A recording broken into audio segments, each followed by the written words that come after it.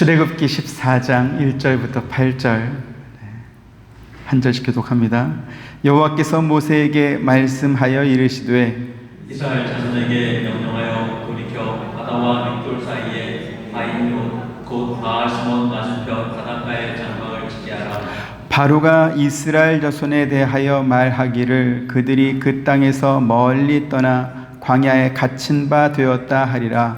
내가 바로의 마음을 완악하게 한즉 바로가 그들의 뒤를 따르리니 내가 그와 그의 온 군대로 말미암아 영광을 얻어 애국 사람이 나를 부러워한 줄 알게 하리라 하시매 우리가 그대로 행하니라. 그 백성이 도망한 사실이 애굽 왕에게 알려짐에 바로와 그의 신하들이 그 백성에 대하여 마음이 변하여 이르되 우리가 어찌 이같이 하여 이스라엘을 우리를 섬김에서 놓아 보내었는가 하고 바로가 곧 그의 병거를 마치고 그의 백성을 데리고 갈새 선발된 병거 600대와 애굽의 모든 병거를 동원하니 지휘관들이 다 거느렸더라.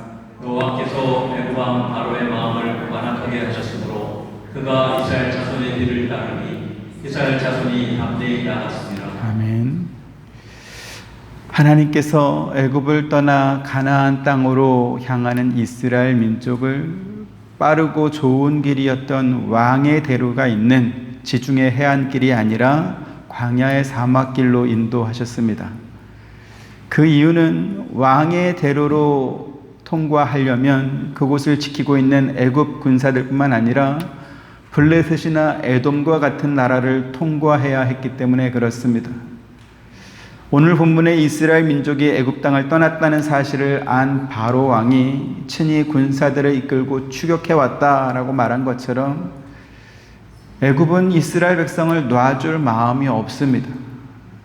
그렇기 때문에 애굽 국경을 지키고 있는 군인들이 이스라엘 자손들을 곱게 놔주겠습니까?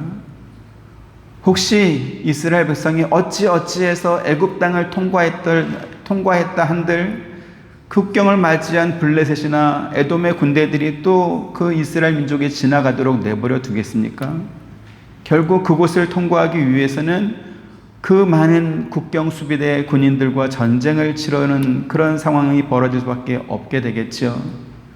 하지만 이스라엘 민족은 전쟁을 한 준비가 전혀 되어 있지 않았습니다. 그래서 하나님께서는 전쟁을 하지 않고 갈 수 있는 광야길로 그들을 인도하셨던 것입니다. 그런데 하나님께서 모세에게 이상한 명령을 내리십니다. 2절 같이 한번 보시죠. 시작. 이스라엘 자손에게 명령하여 돌이켜 바다와 믹돌 사이에 바하히롯 앞 곧 바알스본 맞은편 바닷가에 장막을 치게 하라 이랬습니다. 약 200만에서 300만 명이 가던 길을 돌이켜서 다른 길로 가라라고 말씀하는 것도 이해가 안 되지만 장막을 치라라고 명령하신 그곳은 더욱 말이 안 되는 곳이었습니다. 지난 시간에 군대 제식 훈련에 관해서 조금 말씀을 드렸습니다. 신병 훈련소마다 조금씩 규모가 다르긴 하지만 논산 훈련소를 기준으로 보면 한 개 분대의 병력이 약 12명에서 15명, 한 개 소대는 약 40명에서 60명, 또 중대 규모는 약 200명에서 250명 이 정도 규모가 됩니다. 그래서 이제 제식 훈련을 연습할 때는 12명, 15명도 많아서 한 4명, 5명씩 나눠서 이렇게 연습을 시키다가 훈련이 잘 되면 분대별로 또 소대별로 중대별로 이렇게 규모를 조금씩 늘려가면서 훈련을 시킵니다. 그런데요, 숫자를 이렇게 늘려갈 때마다 이 제식 훈련이 어렵습니다. 4-5명이 할 때는 잘했는데 12명, 15명 되면 힘들어지고 그게 50명, 200명 되면 엉망진창이 됩니다. 좌양 앞으로 가, 우양 앞으로 가 하는 그래도 조금 난데 뒤로 돌아가 그러면 이제 중간에 엉켜가지고 서로 부딪히고 난리가 나는 겁니다. 왜냐하면 그 교관이 뒤로 돌아가 했을 때 그 마지막 가자가 오른발에 떨어지냐 왼발에 떨어지냐에 따라서 이 방향을 바꾸는 순서가 다르기 때문에 그걸 못 맞추면 이제 서로 막 부딪히게 되는 거죠. 지금 하나님께서 이스라엘 백성들에게 돌이켜라고 말을 했습니다. 1-2주간 열심히 제식 훈련을 한 이 군인들도 200명, 300명 군대가 되면 이 방향 바꾸는 게 어려워가지고 서로 엉켜가지고 엉망진창이 되는데, 이런 행군 훈련은 한 번도 받아보지 않은, 더구나 200만에서 300만 되는 이스라엘 백성들에게 가던 길을 돌이켜서 다른 길로 가라라고 하는 이 명령은 대단히 큰 혼란을 줄 수 있는 그런 것이었습니다. 우리 성경에 돌이켜라고 번역된 이 단어는 이전 성경인 개역 한글 성경에서는 돌쳐서라고 이렇게 번역했습니다. 이 말은 뭐냐면 돌아가서 장막을 쳐서라는 뜻입니다. 히브리어 원어에도 그리고 그들이 되돌아가서 장막을 쳐서 이렇게 되어 있습니다. 그래서 원어상으로 보면 2절 한 절 말씀에 장막을 쳐서라는 말이 2번 들어가게 되는 것이죠. 왜 하나님께서 2번씩이나 반복해서 장막을 치라라고 말씀했는가 하면 그들에게 절대적인 순종을 요구하는 것이었기 때문에 그렇습니다. 하나님께서 왜 2번이나 이렇게 강조를 합니까? 뒤이어서 말씀하신 명령이 일반적인 상식이나 혹은 경험에 맞지 않는 너무나 위험한 명령이었기 때문에 그렇습니다. 그 뒤에 이렇게 되어 있죠. 바다와 믹돌 사이에 바하히롯 앞 곧 바알스본 맞은편 바닷가에 장막을 치게 하라 이렇게 말했습니다. 하나님께서 모세에게 장막을 치라라고 명령하신 장소는 어디냐면 좌우에 큰 산이 있고 앞에는 홍해 바다가 있는, 그래서 이스라엘 민족이 그곳 외에는 다른 길로 갈 수 없는 그러한 장소였습니다. 이런 상황에서 바로의 군대가 추격해 온다고 한다면 이스라엘 민족은 도망칠 곳이 사실 없는 곳입니다. 앞에는 홍해 바다고 좌우에는 높은 산이니까 어디로 도망치겠습니까? 3절 말씀 같이 보겠습니다. 시작. 바로가 이스라엘 자손에 대하여 말하기를 그들이 그 땅에서 멀리 떠나 광야에 갇힌 바 되었다 하리라 이랬습니다. 이렇게 이스라엘 민족은 마치 도간에 든 쥐처럼 도망칠 수 없는 곳으로, 피할 수 없는 곳으로 하나님께서 들어가라 라고 한 것이죠. 하나님께서는 바로가 군사들을 이끌고 이스라엘 민족을 추격해 올 것을 이미 알고 계셨습니다. 또 전쟁에 능한 바로가 이스라엘 민족이 그렇게 옴짝달싹할 수 없는 곳에 갇힌 꼴이 되었다라고 하면서 의기양양해할 것도 하나님은 이미 알고 계셨습니다. 바꿔 말하면 바로와 애굽 군대가 이스라엘 민족을 한꺼번에 전멸시키거나 혹은 포로로 다시 붙잡아 갈 수 있는 최적의 장소로 이스라엘 민족을 들어가게 하신 것입니다. 그런데요, 하나님께서 이스라엘 민족을 이렇게 마치 사지와 같은 곳으로, 그 골짜기로 인도하신 이유가 있다, 성경은 그렇게 말씀하고 있습니다. 그리고 그것은 전쟁 경험이 많았던 바로 왕이 전혀 예상하지 못한 그러한 사실이었습니다. 4절 같이 보시죠. 시작. 내가 바로의 마음을 완악하게 한즉 바로가 그들의 뒤를 따르리니 내가 그와 그의 온 군대로 말미암아 영광을 얻어 애굽 사람들이 나를 여호와인 줄 알게 하리라 하심에 무리가 그대로 행하니라 이랬습니다.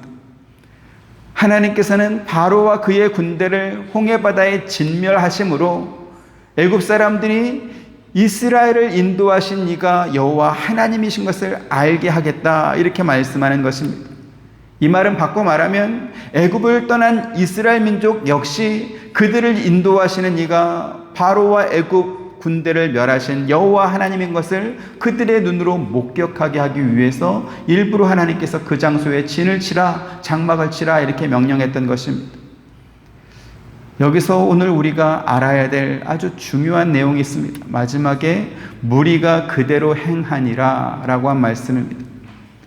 지금 이 말만 보면 이스라엘 민족 전체가 하나님 명령에 순종한 것처럼 그렇게 보입니다. 하지만 이 말씀은 이스라엘 민족 전체가 순종한 것이 아니고 사실은 모세가 순종한 것입니다. 그 뒤에 10절에서 12절 이렇게 되어 있습니다. 같이 봅니다. 바로가 가까이 올 때에 이스라엘 자손이 눈을 들어 본즉 애굽 사람들이 자기들 뒤에 이른지라 이스라엘 자손이 심히 두려워하여 여호와께 부르짖고 그들이 또 모세에게 이르되 애굽에 매장지가 없어서 당신이 우리를 이끌어내어 이 광야에서 죽게 하느냐 어찌하여 당신이 우리를 애굽에서 이끌어내어 우리에게 이같이 하느냐 같이 우리가 애굽에서 당신에게 이른 말이 이것이 아니냐? 이르기를 우리를 내버려 두라. 우리가 애굽 사람을 섬길 것이라 하지 아니하더냐? 애굽 사람을 섬기는 것이 광야에서 죽는 것보다 낫겠노라. 네. 만약에 이스라엘 민족 전체가 그들을 골짜기로 인도하여 장막을 치라고 말씀하신 그 하나님의 명령에 기꺼이 순종했다라고 한다면 이와 같은 원망은 하지 않았을 것입니다. 하지만 그들은 단지 그들을 인도하는 모세의 명령에 순종했던 것이지 하나님께서 어떤 이유로 그들을 그곳까지 인도해 오셨는지는 전혀 알지 못하는 그러한 상황이었던 것이지.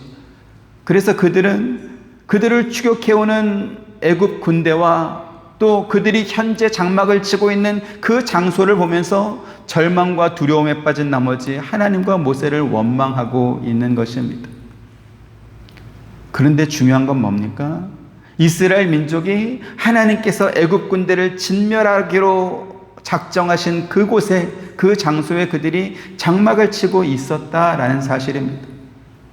어떻게 그들이 그곳에 장막을 쳤을까요? 바로 모세의 순종이 있었기 때문에 그렇습니다. 하나님께서 이스라엘 민족을 구원하기 위해서 애굽에 10가지 재앙을 내리실 때 하나님께서 이스라엘 민족 모두를 일일이 찾아가서 그들에게 하나하나 다 설명해주고 설득하고 이해시켜서 그래서 애굽에 재앙을 내린 것이 아니고 모세와 아론을 통해서 모든 일을 다 하셨습니다. 그리고 출애굽 당시에 모세와 아론뿐만 아니라 구약 이스라엘 역사 전체가 그와 같은 방법으로 진행되고 있습니다. 가나안 정복 당시에는 여호수아를 통해서 일하셨고 그 후로는 사사들을 통해서 일하셨고 그 후로는 제사장 사무엘과 다윗 왕과 또 선자들을 통해서 하나님의 뜻과 명령을 이스라엘 백성들에게 전달하셨습니다. 그리고 그 명령을 전달받은 이스라엘 민족은 그 말씀에 순종할 때도 있었고 그렇지 않을 때도 있었습니다. 그리고 그 모든 순간에서 하나님께서는 당신의 하나님 되심을 이스라엘 백성들에게 보여주셨습니다. 이스라엘 백성들이 순종했을 때는 그들에게 복 주심을 통해서 하나님의 하나님 되심을 보이셨고 그들이 불순종했을 때는 하나님께서 제사장이나 선자들에게 했던 그 경고를 친히 시행하심으로 말미암아 그들에게 벌 주심으로 말미암아 하나님의 약속이 거짓이 아니라는 것을 보였던 것입니다. 오늘 본문이 우리에게 확인시켜주는 것이 바로 그와 같은 것입니다. 출애굽 사건은 이스라엘 민족 모두가 구원받은 놀라운 사건이고요. 기적입니다. 또한 예수 그리스도의 십자가 은혜로 그를 믿는 모든 사람들이 구원받게 된다는 것을 보여주는 대표적인 상징이요 예표입니다. 하지만 그 구원이 그들을 구원하려고 하시는 하나님의 뜻과 방법에 이스라엘 민족 모두가 이해하고 동의했기 때문에 그 일이 이루어진 것은 아니라는 것이죠. 조금 전에 우리가 읽은 말씀과 같이 그들이 홍해바다 앞에서 우리가 애굽 사람을 섬기는 것이 광야에서 죽는 것보다 낫겠노라 라고 하면서 그들은 하나님을 원망했습니다. 하지만 그들을 인도했던 모세가 뭐라고 말하죠? 13절에 너희는 두려워하지 말고 가만히 서서 여호와께서 오늘 너희를 위하여 행하시는 구원을 보라 이렇게 말하면서 그들을 믿음으로 인도했을 때 하나님께서는 그들의 소극적인 순종만으로도 의로 여겨주시고 그들을 구원하셨던 것입니다. 그리고 이스라엘 민족은 자기들을 추격하는 애굽 군대를 뒤로하고 하나님께서 그들 앞에 있는 홍해바다를 가르시고 그 바닥을 마른 땅으로 만들어준 그 육지를 걸어서 가나안 땅으로 광야로 들어갈 수 있었던 것입니다. 신약의 교회는 구약의 모세나 사무엘처럼 혹은 엘리사나 이사야처럼 하나님께서 특별하게 사용하신 어떤 특정 개인의 지도를 받으면서 신앙생활을 하지는 않습니다. 예수님께서 12명의 제자를 부르셨고 부활승천 이후에는 사도들과 목사들, 교사들을 두어서 세계 곳곳에 흩어진 교회들을 돌보게 하셨습니다. 하지만 타락한 로마 가톨릭의 교황과 성직자들이 그리스도께서 피로 세운 그 교회를 자기들의 재산을 부리고 재산을 이렇게 불리고 또 사치와 쾌락을 지속하는 용도로 사용하면서 천년의 시간을 보내버렸습니다. 그들이 그렇게 할 수 있었던 근거는 무엇입니까? 예수님께서 베드로에게 말씀하셨던 천국의 열쇠를 베드로로부터 교황이 이어받았다, 그렇게 성경을 해석하고 그것을 그들의 교리로 삼았기 때문에 그렇습니다. 그래서 교황이 천국문을 열어주면 천국에 들어가고 천국문을 열어주지 않으면 천국에 들어갈 수 없다, 이렇게 가르쳤던 것이지. 타락한 중세 교회는 그 천국의 열쇠를 이용해서 성도들로부터 더 많은 헌금을 거둬들였고, 당시 성직자들의 사치와 타락은 역사의 기록으로 지금도 남아있는 그러한 상황입니다. 그래서 그들의 잘못된 폭주를 이렇게 막아세웠던 것이 1517년에 있었던 종교개혁입니다. 당시 종교개혁자들은 오직 성경, 오직 그리스도, 오직 은혜, 오직 믿음, 오직 하나님께 영광, 이 5가지를 우리 성도들이 따라야 할 신앙의 원리로 가르쳤습니다. 그 내용은 우리 주보 맨 앞에도 표와 같이 이렇게 있습니다. 종교개혁자들은 타락한 로마 가톨릭 교회가 성도들로부터 더 많은 헌금을 거둬들이기 위해서 만들었던 그 연옥 교리가 성경에 근거하지 않은 잘못된 교리임을 지적했습니다. 천국은 교황의 허락을 받아야 가는 것이 아니고, 신자들의 선행을 근거로 가는 것이 아니고, 오직 예수 그리스도의 십자가의 은혜로, 그리고 오직 믿음으로 간다, 이렇게 가르쳤던 것입니다. 로마 가톨릭은 엄청나게 크게 지은 교회 성당과 그곳을 가득 채운 각종 성화와 또 조각품과 이러한 것들을 영광으로 삼았지만, 우리 개혁자들은 오직 하나님께만 영광을 돌렸습니다. 그래서 종교개혁 이후에 세워진 개혁교회들, 개신교회들은 교회 안에 그 어떤 상징물이나 그림이나 조각이나 이런 것들을 놓지 않고 오직 하나님의 말씀에 근거한 성경과 설교와 신앙 고백, 그리고 구원 얻는 교리들을 가르쳤습니다. 복음 위에 잘 세워졌던 교회는 로마 정부가 기독교를 국교로 인정하고 교황의 권위를 인정해 주면서부터 타락하기 시작했습니다. 그래서 로마 가톨릭은 교황의 권위를 강화하기 위해서 교황 무오설이라고 하는 그러한 성경에 근거하지 않은 그러한 교리를 만들어냈습니다. 하지만 로마서 3장 23장에서 뭐라고 말합니까? 모든 사람이 죄를 범하였다, 이렇게 말하고 있죠. 교황은 사람입니까? 천사입니까? 교황도 사람입니다. 그러니까 그도 당연히 죄를 범했죠.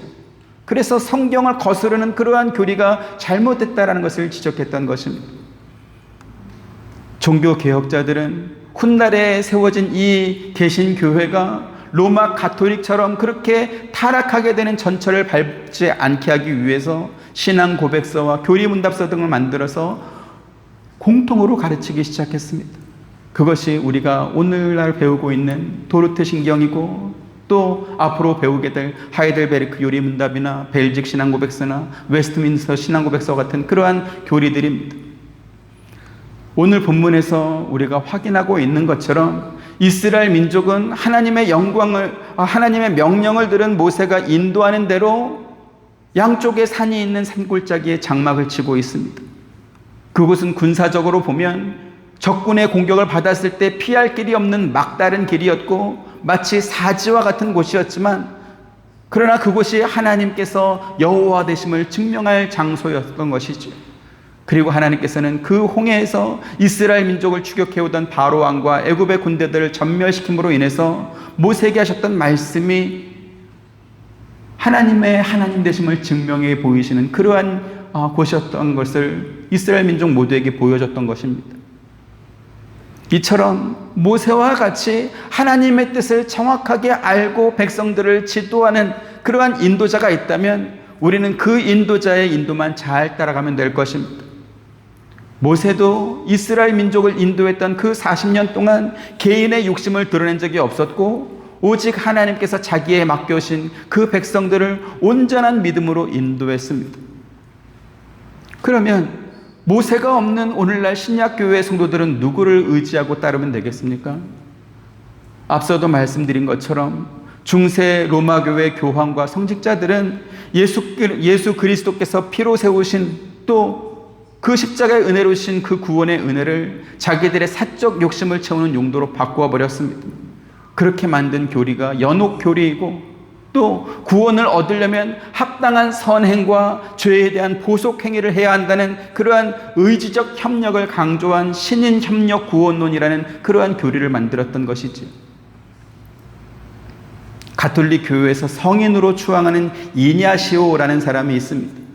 그 사람이 구원에 대해서 이렇게 말했습니다. 모든 것이 오직 하나님께 달려있는 것처럼 그렇게 기도해라. 그러나 네가 구원받는 것은 완전히 너에게 달려있는 것처럼 그렇게 협력해라. 이렇게 구원을 설명했습니다. 하지만 구원받을 만큼 합당한 선행을 할 수 있는 사람은 아무도 없죠. 그래서 선행이 만약에 너에게 부족하다면 교회의 성자들이 남겨놓은 잉여 공로를 구걸해서라도 너의 구원을 이루라. 이렇게 말합니다. 그 잉여 공로는 어디 있을까요? 교회 공적 창고에 저장되어 있는데 헌금으로 그 공로를 구매하면 교황이 그 구매한 사람, 그 사람이든 혹은 죽은 사람이든 교황이 시정하는 사람에게 그 공로가 이렇게 전달된다. 이렇게 말을 합니다. 이것이 바로 종교개혁의 도화선이 됐던 연옥교리가 생긴 근거입니다. 이것이 잘못됐다면 500년 전에 그렇게 그 연옥교리로 인해서 종교개혁이 생겼고 그것이 성경에 근거가 없고 잘못된 것이라면 오늘날 로마 가톨릭은 그것을 폐지해야 맞지 않겠습니까? 하지만 아직도 로마 가톨릭은 그 연옥교리를 그대로 사용하고 있습니다. 가톨릭 영성심리상담소장인 홍성남 신부가 가톨릭 신문에 이러한 글을 기고했습니다. 죽어서 어디로 갈 것인가를 중요시하는 구원론은 유물론적인 그러한 구원론이다. 이렇게 말하면서 가톨릭의 구원권은 지나치게 엄격해서 티끌만한 죄도 짓지 않아야 천당에 간다라고 이렇게 말을 하면서 죄를 지은 자들은 그 죄를 다 씻을 때까지 연옥에 들어가서 거기에서 불 속에서 시간을 보내야 되고 그래서 그러나 이제 더 큰 죄, 작은 죄를 지은 사람은 연옥에 가서 불 속에서 그 죄가 씻길 때까지 고통을 받아야 되고 더 큰 대죄를 지은 사람은 그와 상관없이 지옥 가야 한다는 그러한 구원관을 자기들은 가지고 있다라고 말합니다. 그래서 대부분의 가톨릭 신자들은 하나님을 사랑하고 있지만 그러나 자기는 구원받을 자격이 없다는 이러한 종교적 자격지심과 구원 불안증에 시달리면서 신앙생활을 하고 있다. 그렇게 홍성남 신부가 말하고 있습니다. 그렇다 보니까 가톨릭 교회는 구원에 대해서 강조하지 않습니다. 대신에 구원에 대해서 이 홍성남 신부는 이렇게 말을 합니다. 참 구원은 무엇인가? 주님의 말씀을 접하고 내적인 자유를 얻는 것이라고 말하면서 마음속에 자아를 괴롭히는 그러한 소리를 이렇게 듣지 않고 벗어나도록 자유로운 말씀을, 자유를 주는 말씀을 받아들이는 것, 그것이 참된 구원이다. 이렇게 말하고 있습니다. 신앙생활 열심히 해도, 나름대로 열심히 선행을 해도 천국에 갈지 안 갈지 모르니까 불안하지 않겠습니까? 그래서 그러한 불안감에서 벗어나기 위해서 이렇게 말씀을 읽으면서 마음의 자유와 평안을 얻는 것, 그것이 구원이래. 그래서 그걸 보면 불교의 해탈 교리와 너무나 닮아 있습니다. 이렇듯 로마 가톨릭은 개신교처럼 하나님도 믿고 예수님도 믿는 것처럼 보이지만 그러나 그들이 주장하는 구원은 성경과 전혀 관계없는 길을 잃은 구원이 되고 말았습니다. 왜 로마 가톨릭은 길을 잃었을까요? 그것은 그들이 교황이라고 하는 사람을 쫓아가고 있기 때문에 그렇습니다. 성경이 없었던 구약시대 성도들이나 또 사도시대의 성도들은 그들에게 하나님의 말씀을 전달해주고 복음을 설명해주는 사람이 필요했습니다. 하지만 성경이 주어진 이후에는 복음을 전하는 자나 목사나 교사들을 통해서 성경을 가르치게 하시고 또 그 말씀을 실천하기 위해서 온전하게 교회를 세워서 함께 이루어가게 하셨습니다. 에베소 4장 11절 12절 보시죠. 그가 어떤 사람은 사도로, 어떤 사람은 선지자로, 어떤 사람은 복음 전하는 자로, 어떤 사람은 목사와 교사로 삼으셨으니 이는 성도를 온전하게 하여 봉사일을 하게 하며 그리스도의 몸을 세우려 하시니라. 네, 여기 지금 12절 마지막에 그리스도의 몸을 세우게 하려 하심이라 라고 말했는데 그 그리스도의 몸이 바로 교회입니다. 에베소 1장 23절 같이 보죠. 시작. 교회는 그의 몸이니 만물 안에서 만물을 충만하게 하시는 이의 충만함이니라 이랬습니다. 하나님께서는 신약시대에 어떤 특정한 개인이 아니고 목사와 교사와 복음을 전하는 자와 또 성령의 각양 은사를 받은 사람들이 함께 모여서 함께 협력하며 그리스도의 몸인 교회를 세워가게 하셨습니다. 로마 가톨릭이나 개신교 모두 교회를 중심으로 신앙생활을 하고 있습니다. 하지만 로마 가톨릭은 천국의 열쇠를 가졌다라고 하는 교황을 중심으로 신앙생활을 하고요. 우리 개신교는 하나님의 말씀인 성경을 중심으로 신앙생활하고 있습니다. 그리고 이 차이는 기독교 신앙의 본질인 구원에 대해서 서로 다른 결론을 향해서 가도록 그렇게 만들어지게 됩니다. 로마서 1장 2절 같이 보시죠. 시작. 이 복음은 하나님이 선지자들을 통하여 그의 아들에 관하여 성경에 미리 약속하신 것이라 이랬습니다. 하나님께서는 자기 아들 예수 그리스도를 통해서 세상을 구원하겠다고 하시는 그 복음을 구약의 선지자들을 통해서 예언하게 하셨습니다. 그것이 바로 성경입니다. 따라서 성경에 약속된 예수 복음은 구약과 신약의 성도들을 하나로 이어주고 있습니다.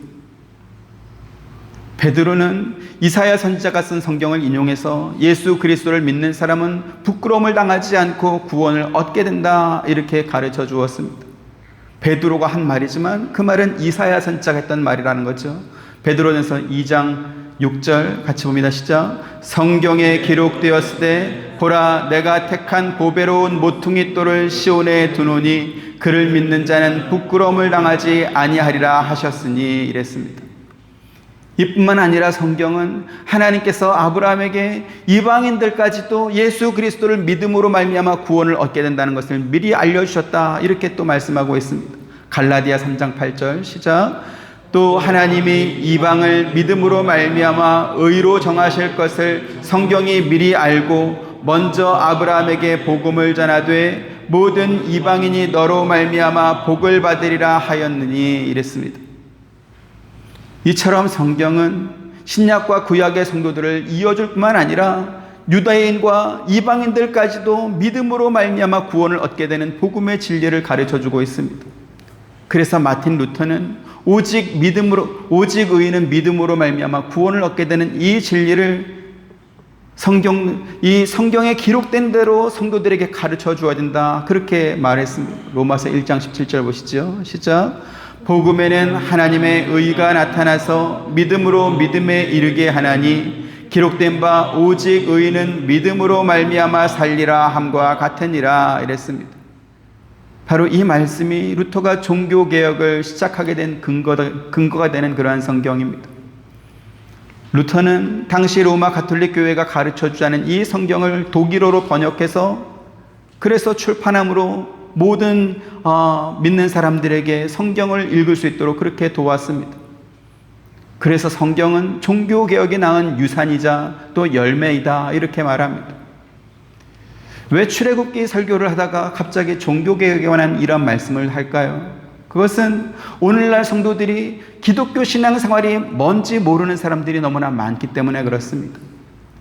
기독교 교회 역사를 보면 성도들의 신앙생활을 위협하는 이단들을 성경의 근거에서 밝혀내고 그들을 정죄하는 그러한 교회 회의가 상당히 많이 있었습니다. 사도들이 활동하던 당시에도 있던 이 이단들은 조금씩 그 모양을 바꿔가면서 2000년 기독교 내내 따라오고 있기 때문에 그렇습니다.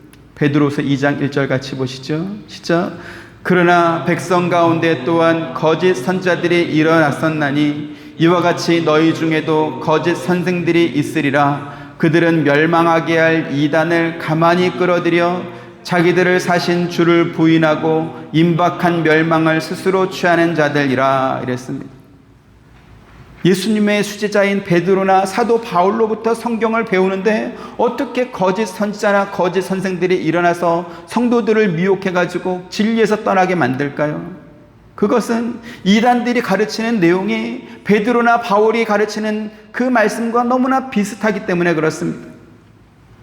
만약에 거짓 선지자나 거짓 선생들이 성경 말씀과 전혀 다른 이야기를 한다면, 뭐 불경을 가져와서 이야기를 하고 이슬람의 꾸란을 가져와가지고 이야기한다면 그 말을 듣고 따라갈 성도들은 없을 것입니다. 하지만 그들이 성경에 있는 말을 하고 또 자기들이 가르치는 교리가 성경이 말하는 참된 진리라고 가르치기 때문에 성도들이 거기에 미혹되고 넘어가는 것입니다. 지금도 여호와의 증인이나 신천지 이단은 자기들이 성경을 제일 잘 알고 성도들에게 성경을 제일 잘 가르친다, 그렇게 주장합니다. 저희 집을 주기적으로 찾아오는, 또 편지를 주기적으로 보내는 어떤 여호와 증인 여자 성도가 있습니다. 그래서 뭐 집까지 들어온 건 아니고 이제 아파트 인터폰을 눌러가지고 저한테 이제 복음을 전하더라고요. 그래서 여러 번 그 전화를 받고 나서 제가 말을 했습니다. 저는 장로교 목사니까 저한테는 안 오셔도 됩니다, 이렇게 말을 했습니다. 그랬더니 그분이 저한테 그렇게 말을 해요. 목사님이라도 성경을 똑바로 알아야죠. 그러니까 배우셔야 됩니다, 이렇게 말을 하면서 계속 오겠다, 이렇게 말을 하더라고요. 이단들은요, 복음을 모르는 사람에게 전도하는 것이 아니고 신앙생활하는 성도들을 찾아와서 성경 공부 한번 함께 해보자, 그렇게 제안하면서 끌어가고 있습니다. 그러면 왜 성경을 배우고 싶어하는 이러한 성도들이 그러한 이단의 꾀임에 넘어갈까요? 신천지 이단이나 JMS 정명석 이단은 마치 수학 공식을 풀듯이 모든 성경을 비유로 해석해서 그것을 배우는 사람들에게 성경에 대한 관점을 완전히 바꿔버립니다. 그래서 그들은 자기들이 만든 성경 공식에 대비하면 성경의 모든 내용들이 다 풀린다, 그렇게 말하면서 그렇게 성경의 관점을 바꿨고요. 그리고 그들이 만든 공식에 대비하면 정명석이 이 시대의 재림 예수가 되고 이만희가 이 시대의 재림 예수가 되는 것입니다. 그리고 그것을 믿는 자기들에게만 구원이 있다, 이렇게 확신하게 만듭니다. 고신대학교 역사신학자인 이성호 교수가 이와 같은 이단이 한국교회에 창궐한 원인으로 한국교회가 세례교리나 세례교육이나 혹은 교리교육을 소홀히 했기 때문이다, 이렇게 진단했습니다. 이성호 교수는 오늘날 한국교회의 설교는 도덕적 훈화나 혹은 재미있는 토크쇼 같이 변질되어 버렸고 성도들에게 필요한 성경적 교리는 어렵다는 이유로 설교 시간에 거의 다뤄지지 않고 있지만 이에 비해서 신천지의 설교는 철저하게 교리적이다, 이렇게 말하고 있습니다. 그렇다 보니까 신천지 교회의 설교가 황당한 비유로 성경을 해석하고 있음에도 불구하고 그들은 아멘 하면서 그 내용에 환호하고 그것을 받아들인다는 거죠. 대표적인 예로 그 이성호 교수가 이러한 말을 하더라고요. 신천지를 연구하면서 신천지 교회 홈페이지에 있는 그 어떤 한 동영상을 봤는데 이만희 교수가 신천지의 그 본부가 그 과천에 있지 않습니까? 과천에는 장막성전인데, 신천지 장막성전인데 그 이만희가 직접 나와서 왜 과천에다가 그 장막성전을 건축하게 되었는지를 설명했답니다. 그 장막성전이 청계산 밑에 있는데 청계산의 그 가운데 계자가 시내라는 의미래요. 그래서 모세가 시내산에서 하나님으로부터 계시와 율법을 받았던 것처럼 자기들도 그 시내가 있는 청계산에서 이만희 교수가 하나님으로부터 이렇게 계시를 받았다, 이렇게 말했다는 거죠. 시내산의 시내는 지리적으로 시나이 반도에 있는 지명을 뜻합니다. 그래서 신명기에서는 이 시내를 호렙산이다, 이렇게 말하고 있습니다. 그런데 그 시내를 청계산에 흐르는 시내랑 똑같이 이렇게 해가지고 그 시내가 이 시내다, 이렇게 말하면 되겠습니까? 그럼 왜 청계산이어야 되죠? 청계천은 왜 안 됩니까? 그런데 그들의 설교가 자기들이 만든 그 비유라는 공식에 이렇게 대입했을 때 딱딱 맞아떨어지니까 그런 설교를 들으면서 아멘하고 환호하는 것입니다. 그리고 믿고 따르는 것이죠. 애굽을 떠난 이스라엘 민족이 모세의 인도를 따라서 앞에는 홍해바다이고 양쪽에는 산이 있는 골짜기에다가 장막을 쳤습니다. 애굽 군대가 쳐들어왔을 때 군사적으로 아무런 준비가 되어 있지 않은 이스라엘 민족은 전멸할 수밖에 없는 그러한 장소로 일부러 들어갔던 것이죠. 그런데 하나님께서는 바로 그곳에서 하나님의 하나님 되심을 보이셨습니다. 이스라엘 백성들은 홍해를 건너서 광야로 들어가게 하시고 그들을 추격하던 애굽의 군대들은 그 홍해 바다에 다 빠져 죽게 하신 것입니다. 그리고 그것은 애굽 백성들뿐만 아니라 이스라엘 민족도 똑똑히 보고 안 사실입니다. 이스라엘 민족은 자기들이 왜 그곳에 장막을 쳤는지 알지 못했습니다. 그래서 원망했던 것이죠. 하지만 그들이 하나님의 명령에 순종하는 모세의 인도를 받았을 때 그들은 홍해 바다에서 역사하시는 하나님의 구원을 경험하고 있습니다. 그렇다면 오늘날 우리 시대의 모세는 누구입니까? 바로 성경입니다. 중세 로마 가톨릭 교회는 성경을 인간의 욕심으로 채우는 그러한 수단으로 삼아서 사사로이 해석을 하고 자의적 교리를 만들어 가지고 가르쳤습니다.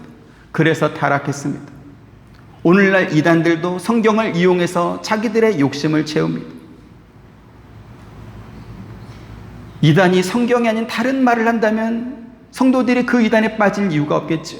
하지만 그들이 성경을 말하고 있기 때문에 성경인 줄 알고 쫓아가다가 함께 망하는 것입니다.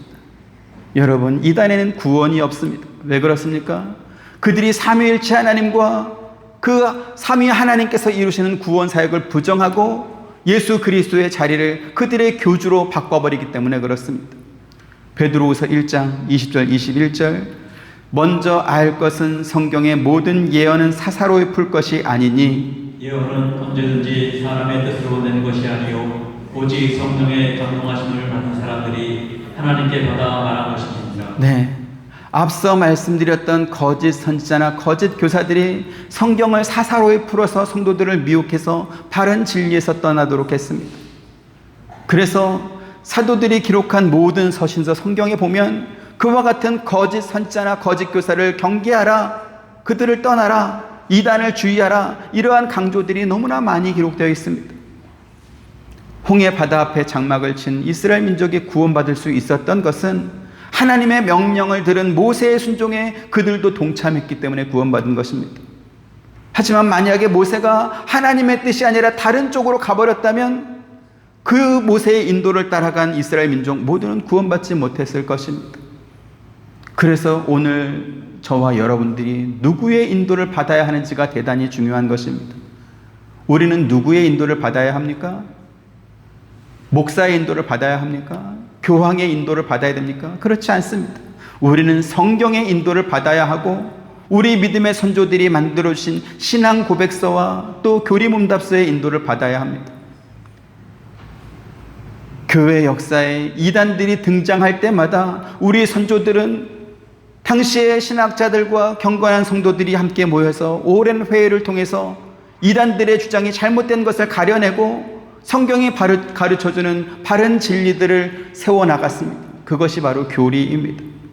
그리고 그 교리는 이단들이 자기들 안에만 구원이 있다라고 말하는 그런 분파적 진리가 아니라 마태복음 16장 16절에 있는 베드로의 신앙 고백을 따르는 모든 공교회 성도들이 똑같은 진리를 받고 믿고 따르는 공교회적 그러한 진리를 우리에게 남겨준 것입니다.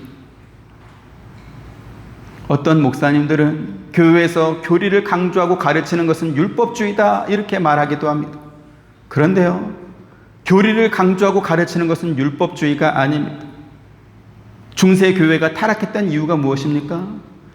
교회의 성경이라고 하는 기둥을 없앴기 때문에 타락한 것입니다. 성경은 믿음이라는 집을 세울 때 예수 그리스도라는 기초 위에 성경이라는 기둥을 세워서 만드는 것입니다. 그러면 그 기둥을 세울 때 그냥 시멘트만 막 때려보면 그럼 기둥이 되겠습니까? 그렇지 않습니다. 그 안에는 철근이 들어가야 되는 것이고요. 만약에 지으려는 그 집이 높은 빌딩이나 아파트처럼 그렇게 큰 건축물이라고 한다면 그 건축물의 무게를 이겨낼 수 있고 외부의 바람을 견딜 수 있는 두꺼운 H빔 철골을 집어넣어서 기둥을 만들어야 됩니다.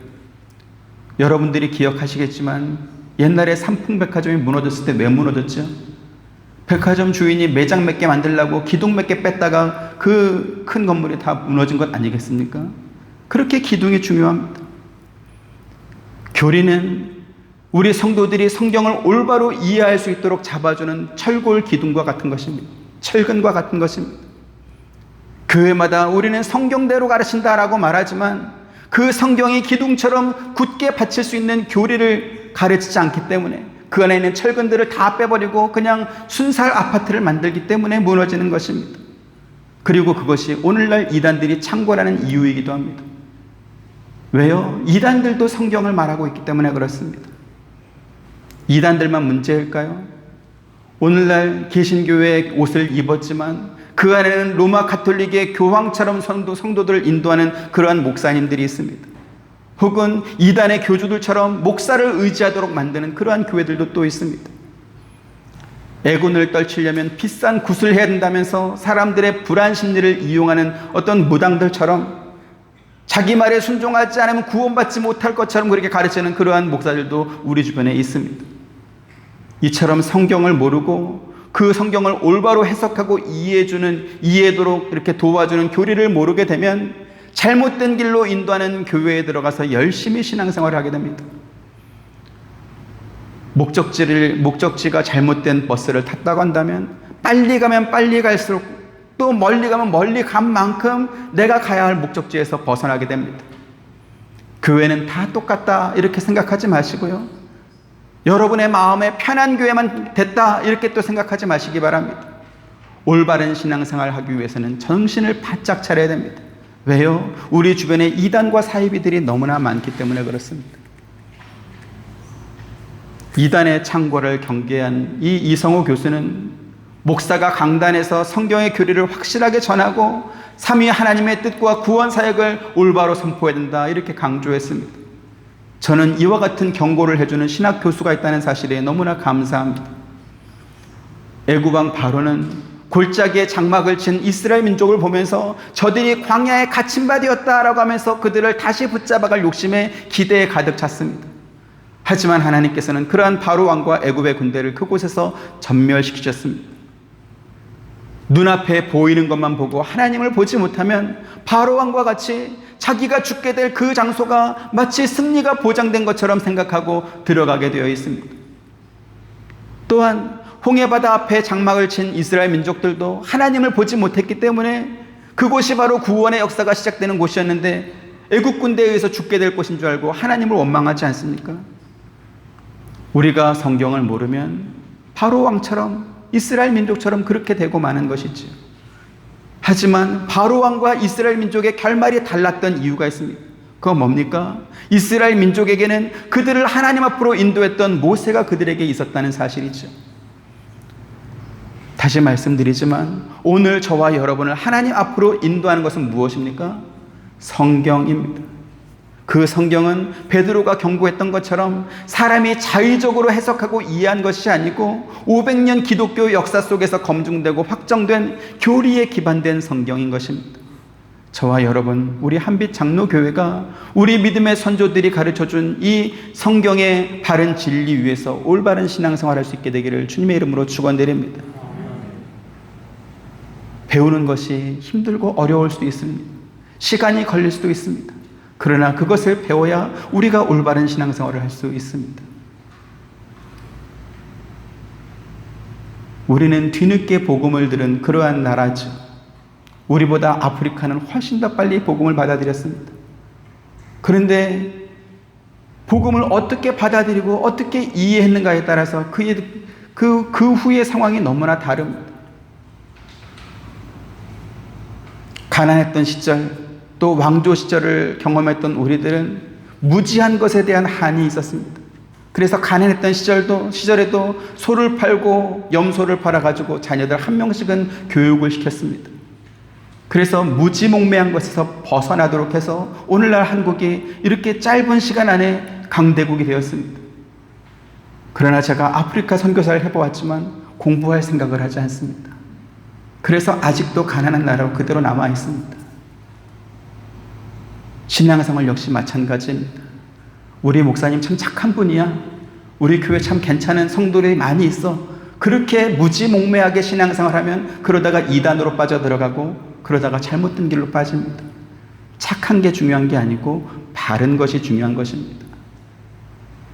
다른 사람 뒤통수 보고 따라갈 것이 아니고 내가 성경을 제대로 알아야 나를 지킬 수 있습니다. 그래서 여러분들이 어떻게 성경을 이해하고 어떻게 그 성경을 받아들이며 어떻게 구원받는지 그 길을 알아야 구원받는 신앙생활 하지 않겠습니까? 근데 성당 다니면서 오랫동안 신앙생활, 일평생 신앙생활에도 내가 구원받을지 못 받을지 불안해서 떨고 있다면 무슨 신앙생활이 그런 생활이 다 있어요.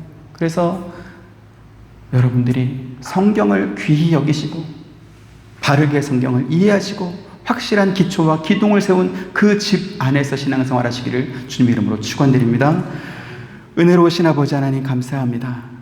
하나님께서 하나님의 하나님 되심을 애굽 온 백성과 이스라엘 민족에게 보이시기 위하여 이스라엘 민족을 산 골짜기 앞에는 홍해 바다가 있는 그곳으로 장막을 치게 하시고 애굽 군대를 기다리게 하셨습니다. 참으로 하나님께서는 그곳에서 이스라엘 민족을 구원하시고 애굽 군대를 멸하심으로 하나님의 하나님 되심을 증명해 보이셨습니다. 이것이 바로 성경입니다. 하나님께서 우리에게 모세와 같이 성경을 주셔서 이 말씀대로 구원 얻는 진리를 가르쳐 주시고 또 신앙생활하게 하시는데, 그런데 우리가 게을러서 혹은 우리가 그 성경에 관심을 두지 않고 있어서 잘못된 길로 또 바르지 못한 길로 빠져나가는 그러한 사람들이 우리 주변에 있는 것을 또한 우리가 목격하고 있습니다. 하나님, 우리에게 바른 진리를 가르쳐 주시고 이 바른 진리 위에 우리가 합당하고 올바른 신앙생활 할 수 있도록 더욱더 우리를 경책하여 주옵시고 이끌어 주옵소서. 예수님의 이름으로 기도드립니다. 아멘. 지금은 우리 주 예수 그리스도의 은혜와 하나님의 크신 사랑과 보혜사 성령님의 감화감동 교통하심이 주의 말씀을 듣고 성경대로 신앙생활하길 원하는 사랑하는 모든 성도님들의 머리 위에와 가정과 생업과 하시는 모든 일들 가운데 지금부터 영원토록 함께 있기를 축원하옵나이다. 아멘.